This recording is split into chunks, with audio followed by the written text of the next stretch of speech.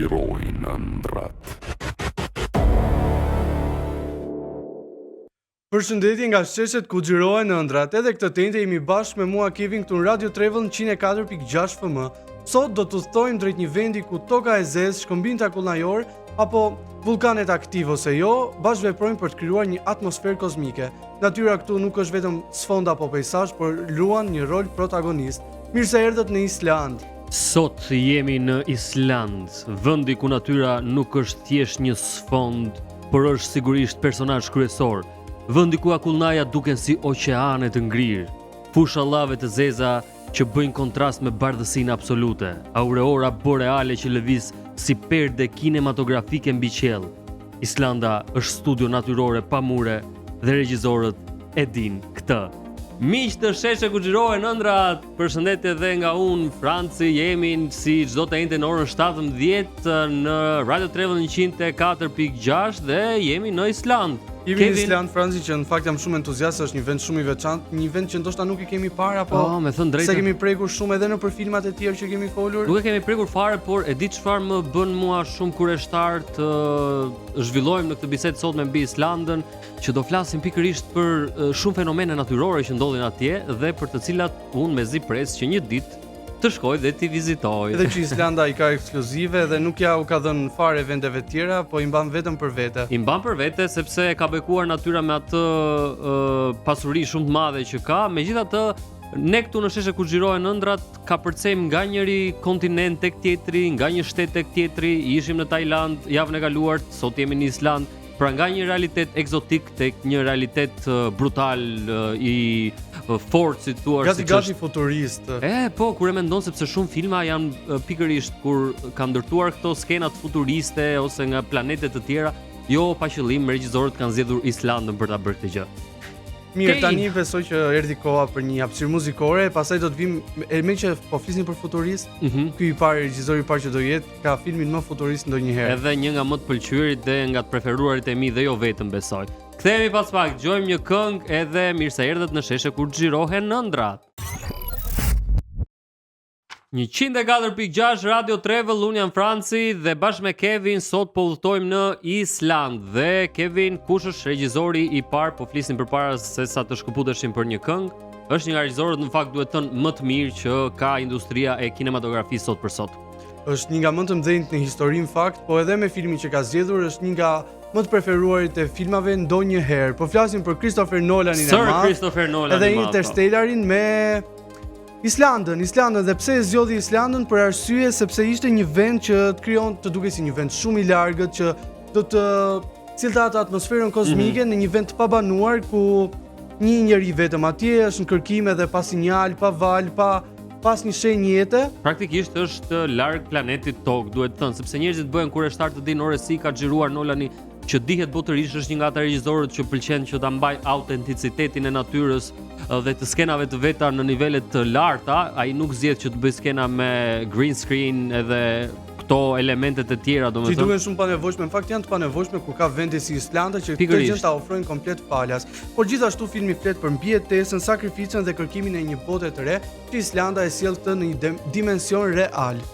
Në fakt duhet thënë që është tipikisht ai vendi i ftohtë që të jep përshtypjen sikur je në një planet tjetër, është ajo skena që xhirohet atje në ujë, praktikisht ajo është xhiruar në Island, kështu që njerëzit bëhen shumë kureshtar të dinë ore ku e ka xhiruar Nolani këtë gjë. Edhe jo më kot pastaj njerëzit zgjedhin që të shkojnë dhe ta vizitojnë sepse ndihen shumë afër atij planetit ku mendohet se ka shkuar pra protagonisti kryesor, që luan Matthew. Nga këto skenat kryesore apo ikonike është xhiruar në ujvarën Zvina Fesjokul. Shpresoj ta kenë thënë mirë edhe më duk si ai mbi emri Irina Shahik që e thot diku të plotin. Ky mbi, domethënë ky emri filloka, kjo akullnaja filloka këtu edhe mbaroka në Island. Në Island. Aq gjatë që ka. Pro, jep atë ndesinë e izolimit kur e mendon që është edhe një nga temat kryesore të filmit, izolimi, sakrifica në të njëjtën kohë. Babai që pret që të kthehet dhe gjen vajzën e vet të madhen mor sepse sigurisht koha këtu në Tokë shkon me ritme shumë të shpejta. Shumë interesante. Në fakt Interstellari bëri sa vjet bëri më 10, më duket kishte 10 vjetorin dhe ajo u shfaq sërish në kinema si një tribut ndaj një filmi ikon tashmë të kinemas botërore. E me këtë besoj e mbyllëm edhe për Christopher Nolanin edhe Interstellarin si një nga filmat ndoshta më të bukur. Kjo është subjektive, po do të vinte edhe një sugjerim nga unë për ata që nuk e kanë parë akoma dhe pse nuk besoj. Prandaj ne jemi duke folur kaq shumë për Interstellar edhe Sir Christopher Nolan sepse na pëlqen shumë të dyve, Kevin. Kush është i radhës, Franci? I dyti, në fakt për nga rëndësia nuk mbetet pas Christopher Nolan si regjisor dhe karrierën e vet të gjatë që ka në industrinë e filmit. Ne kemi përmendur edhe më përpara si një nga regjisorët që zgjedh këto vendet për të zhvilluar ngjarjet epike të historive të tij. Flasim për Ridley Scott dhe sot do flasim për Prometheus.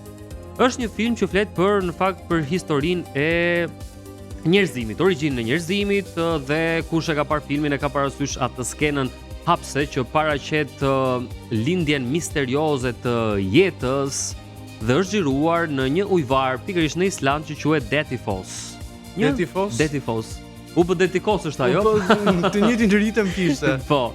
Në fakt është një peizazh që duket disi surreal, por që është më real se sa me vërtet është një komedi. Por prandaj regjisorët shkojnë edhe zgjedhin këto vendet që ti mahnitesh dhe imagjino që ti shohësh dhe në ekranin e madh të kinemas kur sigurisht elementet e tjerë kinematografik bëjnë të tyren Kevi, krijon atë që quhet magjia e kinemas, magjia që i mban bërthyer njerëzit pas ekranit të madh. Islanda një do të ishte, po besoj nuk do të ishte përjetimi i njëjtë nëse nuk do ta shihnim Islandën për këto filma kaq të famshëm edhe të bukur me përmbajtje dhe histori. Aty ku natyra në fakt po flasim për Prometheus duket e ashpër, e paprekur dhe sigurisht e përjetshme, jo vetëm duket, por është e tillë.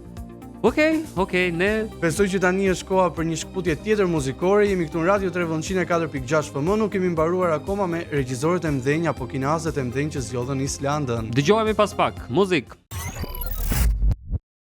Jemi rikthyer këtu në sheshet ku xhirohen ëndrat, po flasim për kinazet e mëdhenj që zgjodhen Islandën. I radhës është Ben Stiller me filmin The Secret Life of Walter Mitty. Ky film Franzi është një histori zgjimi. Në fakt e kam dëgjuar shumë Kevin, nuk e kam parë se do filloj do thoj pastaj që ti i shikon, i ke parë gjithë të filmat, në fakt The Secret Life of Walter Mitty nuk e kam parë. Edhe pse më ka dalë shpesh në për Reels e Instagramit dhe kështu me radhë, e njoh pak a shumë si subjektja kjo ngjarja ose ky ploti si thua i zhvillimit personal për të dalë nga zona reotise kështu me radhë, por nuk e kam parë. Kjo është fiksa jo që filmi përcjell sepse këtu paraqitet Islanda aventureske.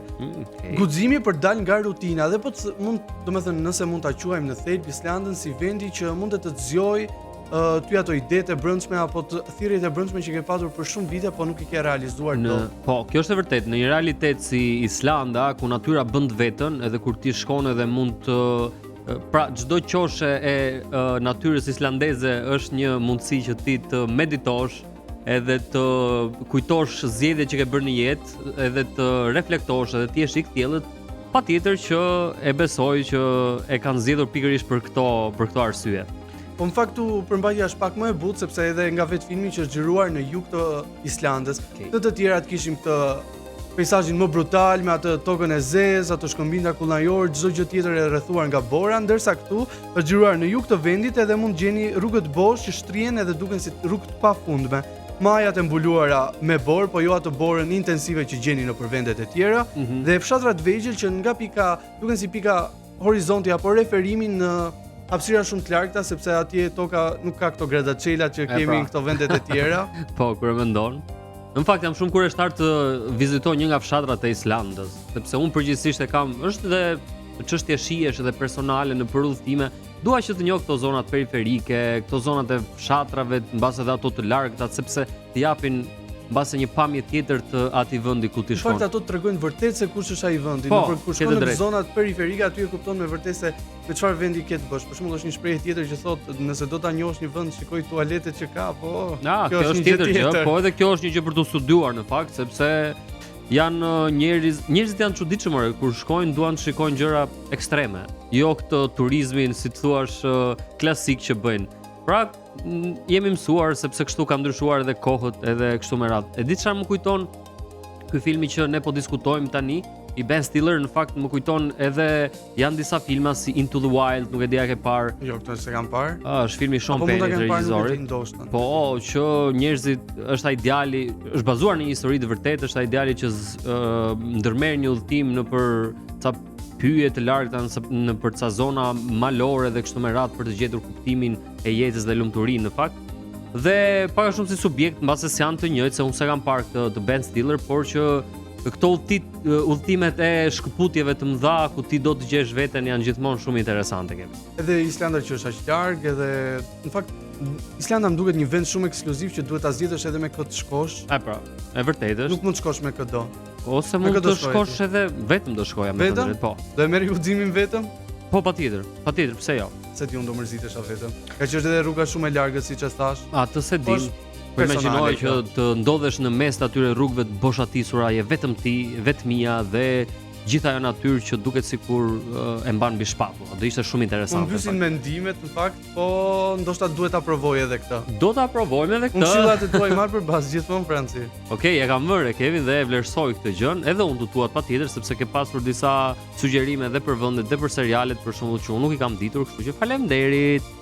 Ne vazhdojmë këtu në 104.6, jemi në sheshe ku xhirohen ëndra si çdo të njëjtë në orën 17 dhe tani është fjala për të folur për një tjetër film dhe për një tjetër regjisor, Robert Eggers, The Northman, një sagë tipike me viking, me këto marshimet e atyre, me këto dy luftimet edhe kështu me radhë. Hakmarrje besoj. Patjetër që po, patjetër. Kur flitet për viking nuk mund të mos përmendim hakmarrje sepse në fakt e kanë pjesë të kodit të tyre gjenetik kur e mendon. Vikingët janë shumë interesant, Kevin, gjithmonë më kanë intriguar si subjekt historie, por edhe mënyra e tyre jetesës, që rrjedhin nga këto zonat pa sigurisht të ftohta. Edhe qëndrojmë tek ajo që natyra e bën njeriu ndonjëherë. Pra, ajo ashpërsia, brutaliteti, edhe gjithë këtë gjën që Islanda e ka përcjellë edhe tek vikingët. E ka përcjell tek vikingët, në fakt Robert Eggers ka zgjedhur pikërisht Islandën për të krijuar historinë e vet, zonat me erën e fortë, tokën e zhveshur edhe qiellin e zymt dimror. Imagjinoj pak sikur të mos i kishte këto elemente Islanda, do ishte filmi një lloj? Jo, absolutisht jo, po prandaj është zgjedhur Islanda për këto gjëra. I jep në fakt atij mitit i jep realitetin konkret, si thua, kështu që të gjithë ata që nuk e kanë parë dhe që duan të frymëzohen nga një histori vikingësh, le të shikojnë Robert Eggers The Northman. Do shkëputemi prapë, Kevin? Shkëputemi sërish me një këngë tjetër edhe rikthehemi për të kaluar tek rubrika tjetër. Jemi në Island, njerëz. 104.6 jemi në Radio Travel, si çdo të njëjtën në orën 17 në sheshe ku xhirohen ëndrat. Dhe tani ka ardhur momenti i rubrikës që ne e quajmë produksionet më kryesore që rritën turizmin në vendin ku ne jemi duke folur tani dhe konkretisht në Island. I pari Kevin? I pari është në fakt seriali i hit në Netflix që u bë para disa vitesh sensacion në gjithë rrjetet sociale, Black Mirror me episodin Crocodile ku është xhiruar plotësisht apo tërësisht në Island. Duhet thënë, është një nga serialet e mia të preferuara, ja kam parë të gjitha sezonet edhe episodet dhe ky episodi Crocodile tani që e mendoj shumë interesant, shumë i bukur, edhe nuk mund të xhirohej tjetër përveç se në Island.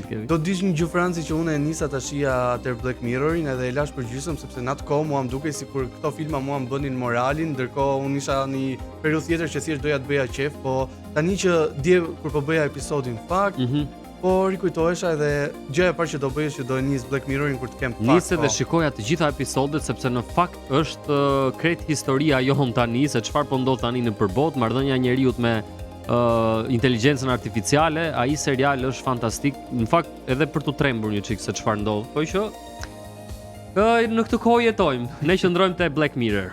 Okej, Kevin? Kjo është një pjesë e antologjisë që shfrytëzon peizazhet e ftohta dhe minimalistike për të krijuar tension dhe pasiguri.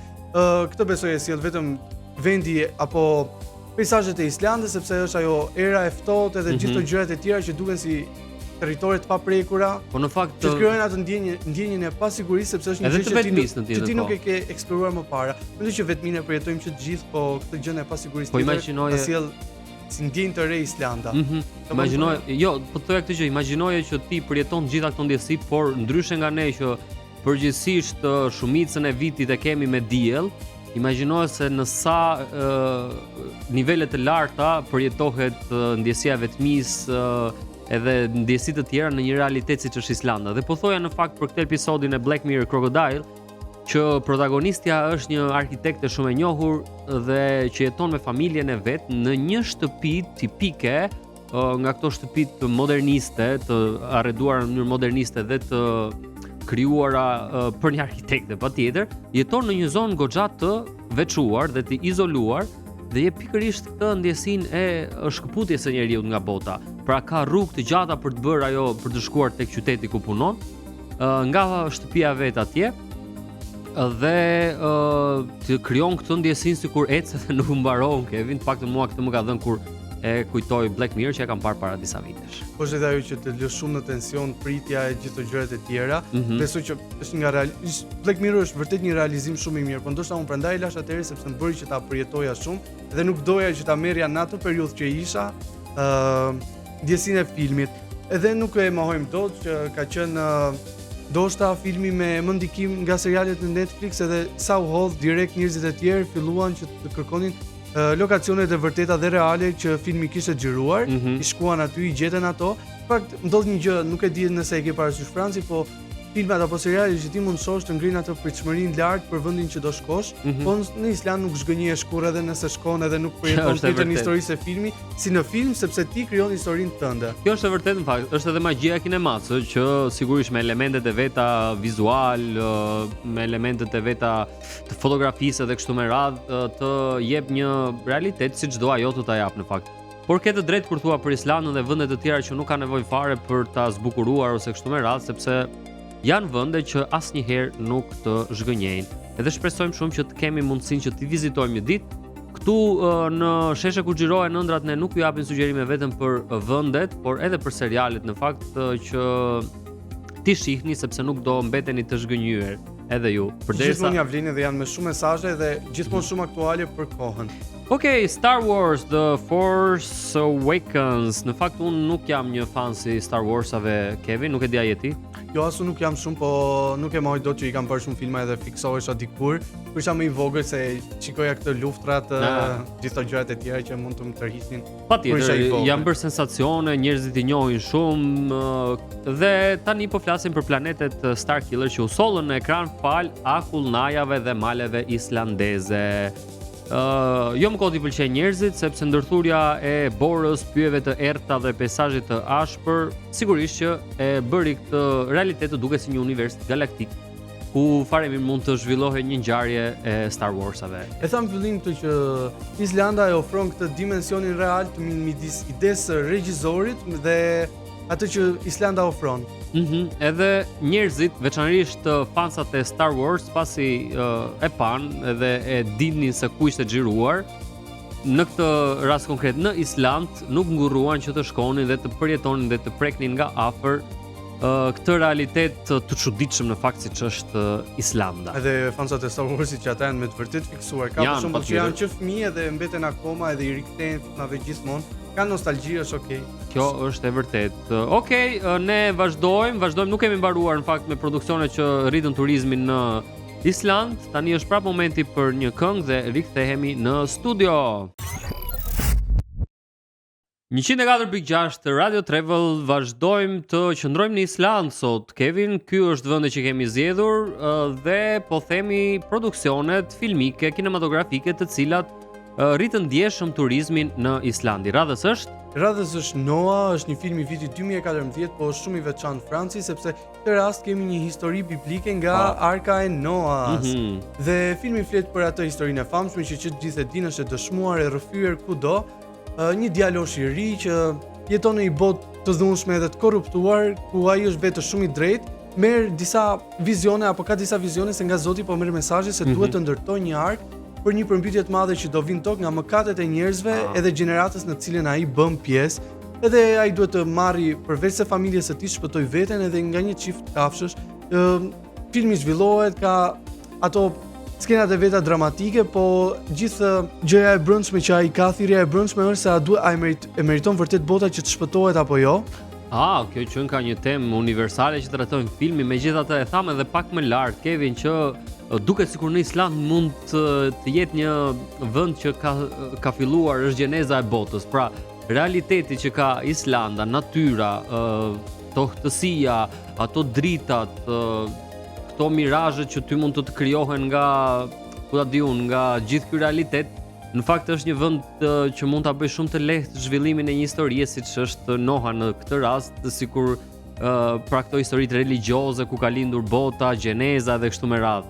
E bëri Islanda shumë thjesht në fakt, po nuk është shumë e thjeshtë, ndoshta për vendet e tjera ndoshta nuk mundet ta ofronin fare. Qartë, po që të jep atë ndjesinë, sikur këtu mund të jetë një nga pikat e fillimit të botës. E ke një përgjigje ti për këtë pyetje të famshme që ndoshta është më e famshme se dhe ajo e Shakespeare që meriton vërtet bota të shpëtohet. Po më pse jo? Ta shpëtojmë botën e gjuna? Nuk e dyshon ndonjëherë? Jo, më Kevin, jo. Domethënë s'kam se i futem këtyre muhabeteve kaq të thella. Unë edhe kur e mendoj e le atje sepse nuk është se do zgjidh gjë. Unë me këtë parim jam në fakt, s'kam se i fut vetes Sandralla, boll janë këto që kemi, e ke parasysh. Okej, vazhdojmë ne. Peizazhet biblike të filmit u realizuan mbi terrenin dramatik islandez, duke shfaqur male, fusha të sheshta dhe lumenj të egër. Vizitorët ishin të tërhequr jo vetëm nga filmi, por edhe nga mundësia për të përjetuar një vend që duket i krijuar për mite dhe legjenda. Mite dhe legjenda në Island, shumë bukur, viking, legjenda, mite e çfarë nuk ka Island. Histori biblike, çdo gjë pam drejt tani dhe jemi thuajse në fillim të episodit tonë. Po, kur e mendon, vazhdojmë sepse nuk kemi mbaruar akoma, tani jemi me Eurovision Song Contest, The Story of Fire Saga. Kjo është një komedi muzikore, ka shumë këngë atje, një musical në vetvete dhe luan një nga aktorët e mia të preferuar që kam pasur fatin edhe ta shikoj në teatr kur isha në Amerikë, Rachel McAdams luan atje. E ke parë në teatr? Po, e kam parë në teatr në Broadway, shumë interesante patjetër. Por edhe pa dhe ndonjë mundësi kontakti apo? Nuk arrita që t'i thoja do marrësh edhe mua të bëjmë ndonjë gjë, të bëjmë ndonjë shfaqje se. Çfarë bën shfaqje? Ja, thjesht e pash edhe ishte shumë interesante që të shikoje një aktore që e ke parë vetëm në kinema që të luaj në teatr. Kjo nuk është e veçanta e kësaj është që ti e ke parë në teatr, po nuk është e vetmi aktore që ti ke parë andaj. Po, e lëm për një episod tjetër, e lëm për një episod tjetër Scarlettin. Okej, flasim për këtë komedi muzikore The Story of Fire Saga. Praktikisht historia është kështu që dy njerëz, një djalë dhe një vajzë, Lars dhe Sigrid, ëndërrojnë që të fitojnë Eurovision Song Contest me grupin e tyre Fire Saga. Prandaj edhe titulli i filmit është The Story of Fire Saga. Ata sigurisht që dikur marrin e krijojnë mundësinë ose shpallen fitues që të prezantojnë vendin e tyre në Eurovision dhe këtu fillon që të përballen me intriga, me rival, me gabime skenike, me sfida personale, edhe kështu me radhë. Dhe është një vend, një histori që flet në fakt për ndjekjen e ëndrave, për besimin në vetvete, një histori që në fakt bën bashkë edhe komedinë muzikore, por dhe notat e humorit edhe kështu me radhë. Në fakt, filmi pas ka këtë frymën optimiste, po a mundet të ndronim në Francë që për shembull të jemi neve duke prezantuar festivalin e Cannes? Se jo more, se jo, njeriu duhet gjithmonë që edhe në Islandë gjetëm se çfarë të bëjmë, po. Është një shprehje Kevin, është një shprehje që unë e kam dëgjuar dikur nga profesori im dhe ai thotë që e pamundura vetëm emri ka të tillë.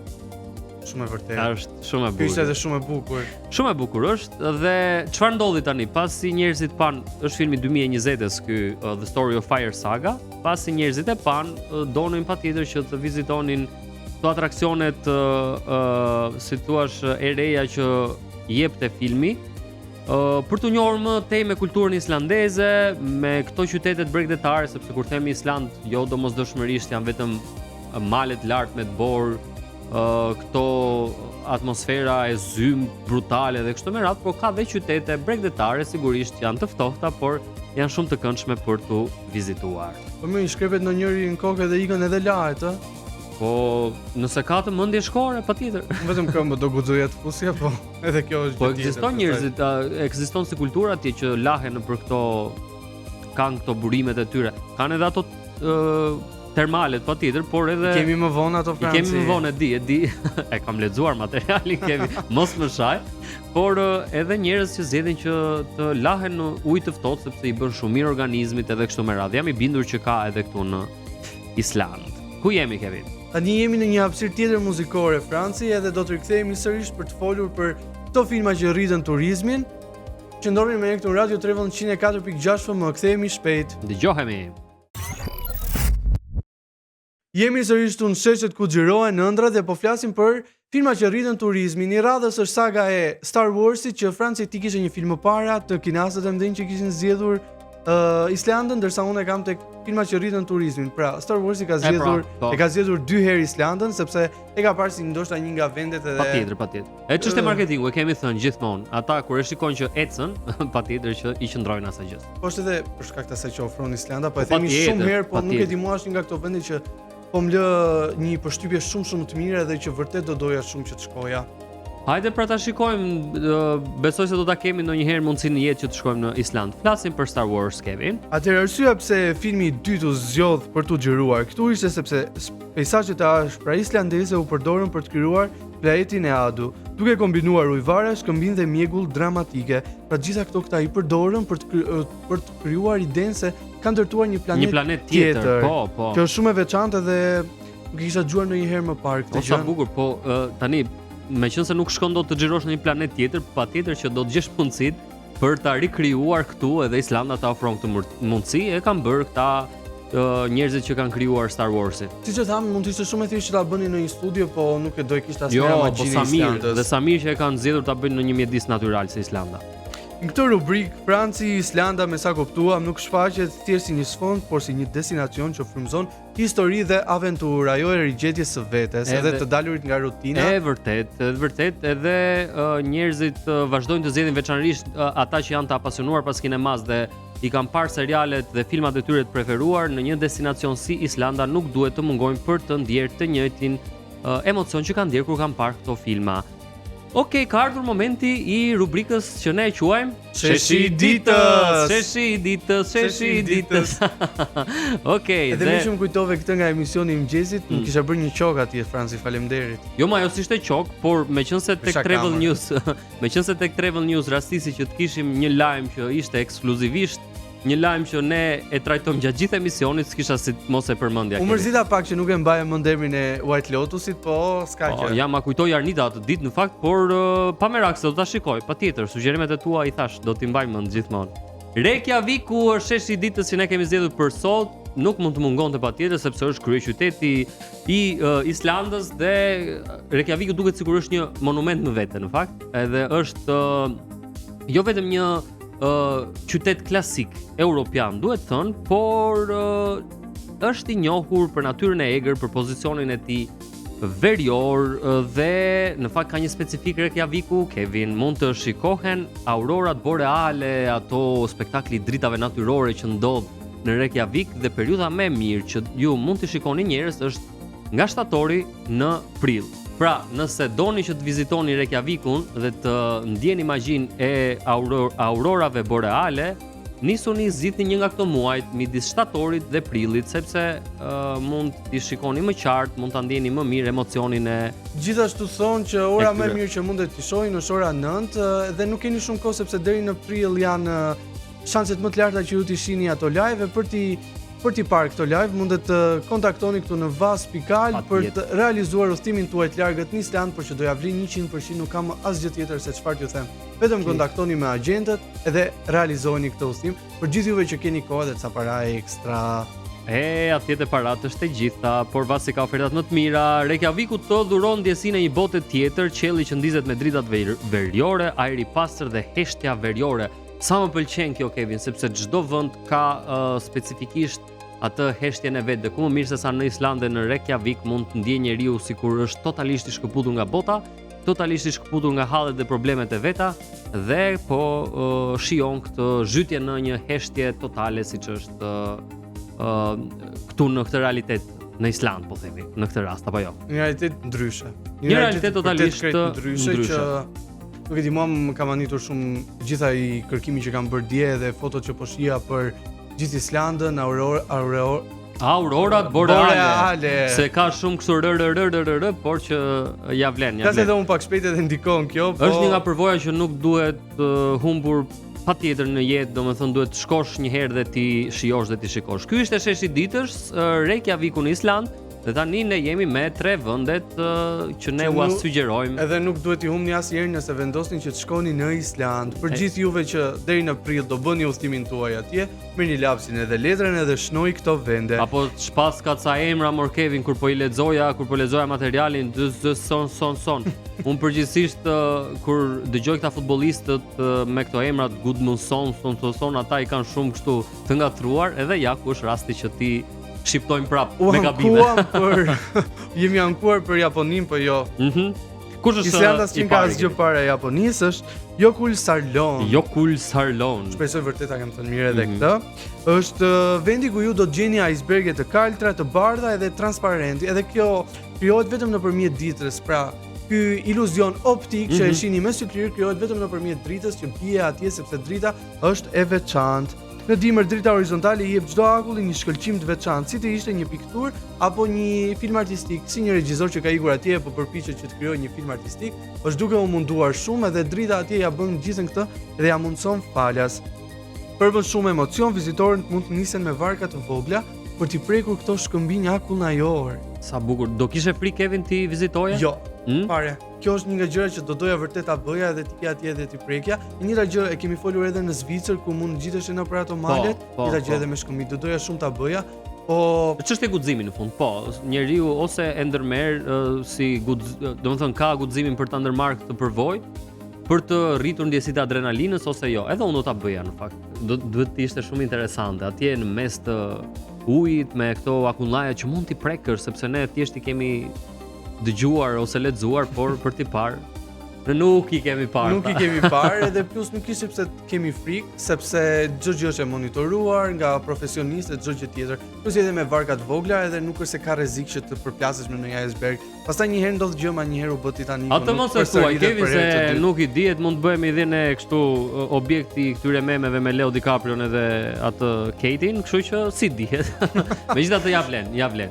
Okej, ne vazhdojmë të qëndrojmë në Island, vazhdojmë të qëndrojmë në 104.6 Radio Travel, si çdo të njëjtën në orën 17.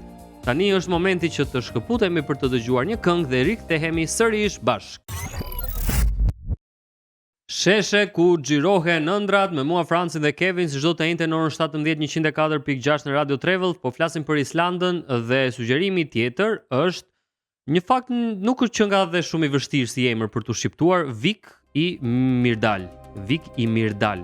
Në fare që nga i vështirë Franci. Shumë e thjeshtë për ta thënë madje. Mi ta provoj një herë unë. Vik i Myrdal, po plazhi Rejnsifjara. Ja, kjo për shembull ishte pak e vështirë. Çfarë ka të veçantë ky vend që ne kemi zgjedhur? Është rëra e zezë, Kevin, është nga ato vendet ku rëra është e zezë, jo e verdhë dhe këtë ngjyrën e zakonshme që ne jemi mësuar që ta shikojmë rërën. Rëra e zezë. Dikur i bënte përshtypje rëra e bardhë që ishte në Maldive, po të shkonin në Islandë e keni të zezë. Rëra e zezë ka këto kolonat e bazalitit, në fakt që është një nga peizazhet më dramatike të Islandës, sepse imagjinoj pak Kevin, ke borën e bardhë, atë bardhëzinë absolute këtej dhe nga krau tjetër ti shikon rërën e zezë. Dhe të duket sikur je në një realitet totalisht surreal, sikur nuk ekziston kjo gjë, sikur je në një ëndër, e kupton? Kështu që për të gjithë që mund t'i ndodhi trurit. Një glitch kështu që vazhdon në fakt, se ti të shikon dëborën këtej rërën. Imagjino se si mund të jetë ajo ndjesia që ti po kap atë rërën. Pra, rërën e zezë dhe nga krau tjetër ke një top dëborë dhe i bën bashkë këto sepse je kurioztar si fëmijë i vogël. Okej, vizitorët mund të ndjejnë emocionin e aventurës ekstreme ku çdo hap mbi rërën e zezë duket sikur zhytesh në një botë tjetër, është kjo që po thoshim. Nëse dëshironi një përvojë më të thellë, ju mund të ngjiteni tek ato shkëmbinj pranë për të parë një pamje panoramike të plazhit dhe të oqeanit.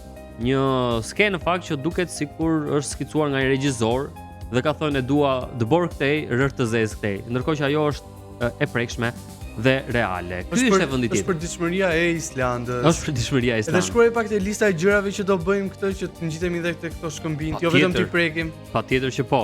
Ore, mos kujto ti se nuk i regjistroj, unë i kam në mendje të gjitha Kevin. Vendi i tretë cili është? Është Blue Lagoon. Okej, Blue Lagoon. Uji blu Lagoon, më korrigjon edhe Franci. Më mirë, Lagoon, se shkruhet me dy o për Lagoon. Lagoon, okej, Blue Lagoon, uji blu termal. I ngrohtë ndërsa ajri është nën zero i dhe rrethuar nga fusha e lave e zezë. Pra edhe këtu Franci ke këtë veçantin tjetër që ajri është minus në 0 gradë, Po. uji është shumë i ngrohtë dhe je i rrethuar nga fushat e lavës. Ora, ka gjë që nuk e ka Islanda si shtet, si natyrë, i pas ka të gjitha. Është një Dhe me vend- shumicë. Një vend më subjektiv se subjektivja, një vend më real se sa realja, por që të duket jo real. Sepse në fakt në realitetin shqiptar jemi krejt larg kësaj që Islanda mund të ofrojë. Ne kemi diell o vlla, nuk kemi ne nga këto rëre zeze, nga këto ujërat kështu e me radhë. Jemi diell, jemi mirë ne. Ne një çik mjegull të kemi dhe themi o bobo çana ndodhi. E pse sot në mëngjes? E pash. Ç'ishte bërë, more. Okej, Thash nuk do gjejmë dot rrugën. Mirë, po për të kthyer tek Blue Lagoon, mirë e thash. lagun, po. Avulli që ngrihet në ajrin e ftohtë krijon një atmosferë mistike, pothuajse si të ishte në një planet tjetër. Çdo gjë kozmike që Islanda deri tani e kemi parë dhe e sjell tek ne.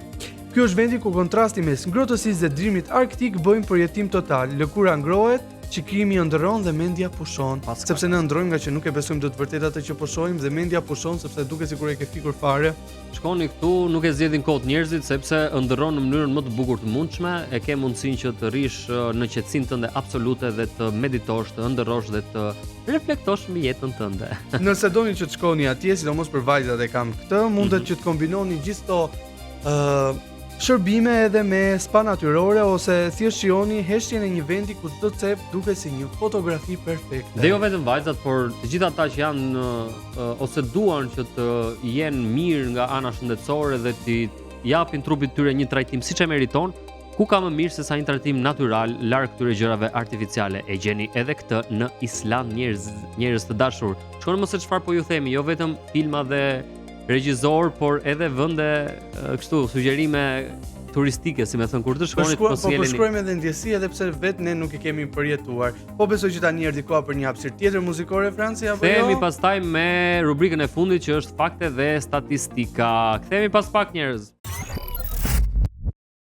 Jemi rikthyer këtu në sheshet ku xhirohen ëndra dhe fatkeqësisht në këtë episod të jashtëzakonshëm jemi në pjesën e fundit. Do të flasim për fakte dhe statistika, siç e kemi thënë, gjëra që ju nuk i mendoni ndonjëherë ndoshta për ndonjë vend. Po jo vetëm njerëzit, po as ne Kevin, nuk i kemi menduar sepse janë disa gjëra shumë të çuditshme, se duket sikur janë thjesht fakte dhe statistika, po të bëjnë përshtypje, të bëjnë kurreshtar për të ditur akoma më shumë dhe e plotsojnë si thua atë vendin që ne po flasim me njohuri edhe më të thella se sa kaq. Të them të parën Franci? Hajde një herë. Je gati, besoj. Ama se kjo nuk është ndonjë gjë e madhe. Islanda ka rreth 400.000 banor. Kjo është gjë shumë e madhe në fakt sepse 400.000 banor janë shumë pak, por kur e mendon se në çfarë kushtesh mund të jetojnë ata banor, pra me të ftohtën e përhershme, thua, ok, bën sens që të jenë kaq pak banor. E man më Interlakenin në Zvicër që kishte më pak në fakt kishte më shumë turistë se sa banor gjatë sezonit turistik. E njëjta gjë ndodhet këtu? Këtu ndodhet njëjta gjë po në të gjithë sezonet sepse Islanda ka rreth 2 milion vizitorë çdo vit. 2 milion vizitorë. Raport shumë i madh me atë që ka derisa banor të vendas. filloi Trumpi siç ka filluar tani të thotë, do ta marrë edhe Islandën, do marr Groenlandën, do ta marrë edhe Islandën, se ka filluar ai kështu, do ta pushtoj krejt Europën, po ne nuk jemi këtu për Me atë gjë. Islandën s'ka shanse po lere. Mos na prekni Islandën. Okej, 130 vulkane aktive dhe jo aktive ka Islanda. Pra ka bor, ka rërën e zezë, po ka edhe atë lavën vulkanike, aktive ose jo aktive, Kevin, që ndonjëherë thua, jo më nuk dua të shkoj atje sepse rrezikon që ja sikur të shkojun atje dhe të shpërthej. Por këtë është një udhtim rizgjimi. Mbi 10% e territorit është imbuluar nga akullnaja. Patjetër, kjo nuk përbën ndonjë kuriozitet, është një gjë që e dinim në fakt, kur thua Island thua dhe akullnaj, është sinonimi. Megjithëse 10% janë një sasi e konsiderueshme e akullnajave që e mbulon vendin. Më ikën këto fakte dhe statistikat Kevin që i kisha këtu te laptopi, prandaj po i shikoj në mënyrë manuale. Në Reykjavik, ngroja e trotuareve në dimër bëhet me ujë geotermal nga toka. Pra, atje i ngroh vetë natyra këto ku ecin njerëzit në trotuar për shembull, mund të ecin në zballë, se janë shumë të ngrohta ato, e kupton? Hajde ç'bëhet. Birra ishte ndaluar në Island deri në vitin 1989. Këtë nëna juaj nuk e di se pse. Asu nuk e di se si ja kanë bërë, se si mund ta ndalosh birrën në një vend si Islanda ku ai ftohti shkon shumë me birrën, po këta e din vet. Nuk e di se me çfarë kanë zëvendësuar birrën fakt. Po deri në 89-ën pastaj e kanë lejuar, pra po ku i dihet me ndonjë pjesë tradicionale të tyre. Shumë është deri në 89-ën. Tani të them një fakt tjetër që Hanje. është shumë i veçantë dhe hera e parë që e dëgjoja. Islandezët besojnë tradicionalisht në ekzistencën e elfëve. Sa e Atyre bukur që vinë kjo. për vitin e ri, po, kjo është shumë e bukur vërtet. Dhe madje kanë ndryshuar rrugë për mos të prishur rrjedhën e rrugës së elfëve. Sa e bukur kjo, një vend që ju beson ende këtyre gjërave që duken si prralla dhe si magji, për mua është një vend për t'u vlerësuar sepse mban gjallë shpresën, atë fëmijën që është brenda nesh dhe që nuk duhet ta lëm atje vetëm të flej, kështu që bravo i qoftë islandezëve që besojnë akoma tek elfët. Kjo nuk ka ngelur vetëm brenda thirrjeve të brendshme që një njeri mund të ketë, po edhe qeveria ka marrë edhe ka ndryshuar rrugë vetëm për ata për të kaluar. Është shumë e veçantë dhe hera e parë që e dëgjoj edhe këtë. Islanda ishte një vend revolucion me sa kam kuptuar nga gjithë episodi i sotëm. Dhe kam edhe një fakt tjetër, përveç se është një nga vendet më të sigurt për tu vizituar në botë, edhe kjo dihet. Përgjithsisht Europa nordike i ka këto gjëra. Në Island pothuajse nuk ka fare mushkonja. Si mund të ketë mushkonja atje? Po patjetër. Kështu që njerëzit që kanë frikë nga mushkonja dhe smundjet që ato japin. Shumë mushkonja të Francë. E po shkon në Island, nuk Kevin të gjesh rehat atje. Ti të shkoj. U vendos. E ja kështu si dal nga dal ne arritëm në fund të episodit të sotëm. Si pa të keq e mbaruam edhe sot. Super episodi ishte ky. Mua më pëlqeu shumë ky episodi mbi Islandën, Kevin.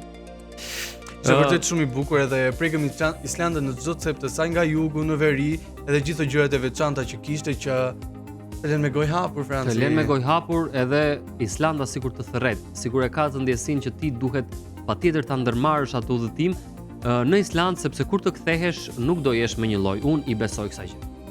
Patjetër, edhe tani erdhi fundi i episodit, siç e do zakoni do bësh ti atë mbylljen tënde dhe ne do themi këto fjalitë që kemi për të thënë, siç do takohemi tentën tjetër në orën 17:00, po një njoftim tjetër që dua të bëj është që çdo episod tonin mund ta shikoni në Premium Channel në kanalin e YouTube-it. Dhe siç e do tradita dhe mbyllja ime, Islanda në dimër nuk është vetëm destinacion njerëz, është ndjesi ekzistence. Është vendi ku kinemaja nuk krijon iluzion, ajo thjesht regjistron realitetin, sepse këtu çdo pesazh është tashmë një film vete. Ishim në Island, ishim në sheshe ku xhirohen ëndra me mua, Francin dhe me Kevin në 104.6 Radio Travel. Dhe deri herën tjetër mos harroni që çdo xhirimi është një ëndër që prek të tregohet. Javë pas jave jemi duke i prekur pak këto vende të Francit dhe po e prekim edhe këtë ëndrën tonë. Kureshtar ngelemi edhe ne dhe ju se ku do shkojmë radhës tjetër. Deri atëherë kaloni mirë njerëz edhe javë të mbar. Miru pafshim, miru dëgjofshim.